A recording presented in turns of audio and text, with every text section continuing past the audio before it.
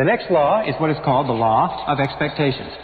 Now, the law of expectations is a law that has been talked about throughout all of human history. Just like in the law of belief, William James of Harvard said, belief creates the actual fact. As a man thinketh in his heart, or as he believeth, so is he. The law of expectations over and over says what you expect, you get. You get not what you want, but what you expect. That your expectations, especially your expectations about outcomes, how you think things are going to turn out, become your own self-fulfilling prophecies. And Dr. Robert Rosenthal of Harvard University has done something like 300 experiments on expectations theory, on what is called experimenter theory, and he finds that your expectations have an effect on other people and events and circumstances, even if your expectations are based on totally false information. Whatever you expect with confidence, in other words, if you confidently expect good things to happen, surprise, surprise, good things happen to you. If you confidently expect negative things to happen, then negative things are going to happen to you. That most successful people have developed an attitude of confidently expecting good things to happen. It's called the attitude of positive self-expectancy. It is the attitude of the winner. The winner looks for good things to happen. The winner expects to win in advance, and lo and behold, whatever you expect with confidence tends to come true, even if the information upon which your expectations is based is totally false. Now, let me give you an example of expectations. Some years ago, Dr. Rosenthal, after conducting a variety of different experiments, came to the conclusion that the expectations that teachers had of students was having a tremendous effect on their ability to learn and their grade level averages. So he put together a series of experiments, and then one major experiment which was tremendous. He went to the San Francisco Bay Area, and at the beginning of the school year, he had the principal call in 3 teachers. The 3 teachers were told that, by the principal, as a result of teaching excellence, they had been singled out as the 3 best teachers in the school, and that they were going to be given 30 students each of the brightest students in the school identified by IQ tests at the end of the last semester. They would be able to teach these students for the entire year, and it was estimated by experts that these students would jump in scholastic achievement an average of 20 to 30% over the course of that school year. Now, the teachers were told that one of the conditions was that they mustn't tell the teachers, they mustn't tell the students, and they mustn't tell their parents. They must continue to teach the same way, and classes were carefully monitored to make sure that they taught the same way they taught before, but only they would know that they had been given 30 bright students each to teach for the whole year.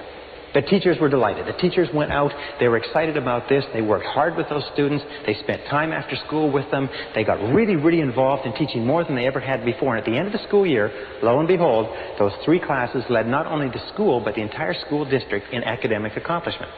At the end of the year, they called the 3 teachers in. They sat them down and they said, well, you've had a good year. And they said, yes, well, it was great. Those kids were so bright. They were so eager to learn. They said, well, maybe we should tell you the truth, that this was an experiment.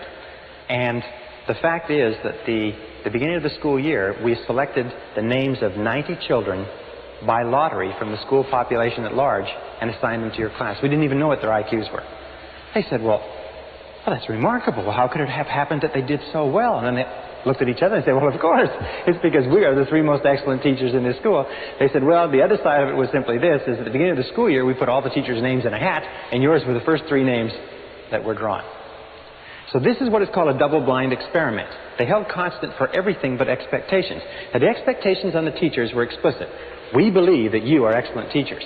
The expectations of the teachers on the students were implicit. They were never spoken. The teachers just treated those students as though they were really intelligent, and the students bloomed and blossomed.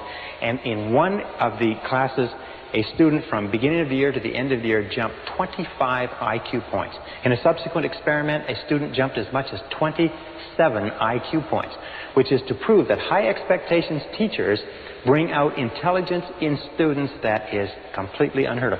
Marva Collins, the famous teacher in the Chicago inner city, has found that if you treat students as though they're intelligent and talk to them and work with them as though they are really bright, they will absolutely astonish you in terms of academic accomplishment.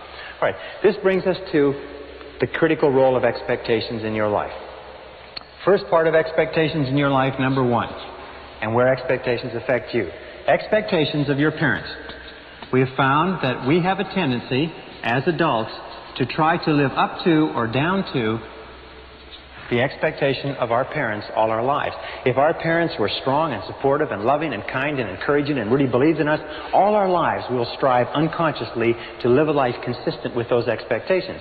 If our parents were critical and condemnatory and bitched and complained and griped about our grades and so on and so forth, we will find that all of our life we'll have a tendency to hold ourselves back. So be alert to that. What were the expectations of your parents? Were they positive? Were they negative? Were they boosting or were they discouraging? And how much are they affecting you today? Second area of expectations is the expectations of your boss. In all of our studies, we have found, especially in the studies on excellence in organizations, we have found that high expectations, bosses have high performance work environments. Now, if you work for a boss who's negative, critical, and condemnatory, if you work for a boss that has negative expectations or a negative attitude, chances are your performance will be at the very lowest.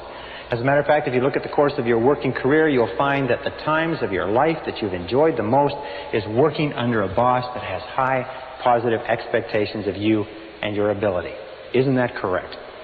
The third area of expectations is the expectations you have of others, especially of your children, especially of your spouse or your mate, especially of your subordinates or the people who look up to you. You see, we are profoundly affected by the opinions of anybody we respect, by the attitudes toward us of anybody we respect. And if you have high positive expectations of the people around you, especially your children, they will rise to fulfill those expectations. So the basic rule with regard to this is always expect good things of other people.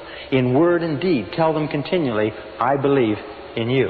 And number 4 area of expectations is the expectations you have of yourself.